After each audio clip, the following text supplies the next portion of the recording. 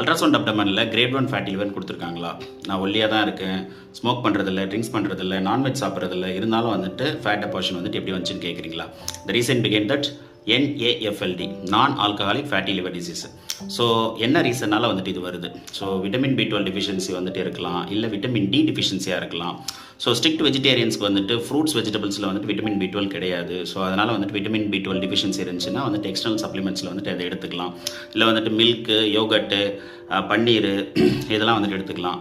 So vitamin D deficiency இருக்குது அப்படின்னா morning evening வந்துட்டு ஒரு ½ அன் ஹவர் வந்துட்டு நம்ம சன்லைட் எக்ஸ்போஷர் வந்து தேவைப்படும்.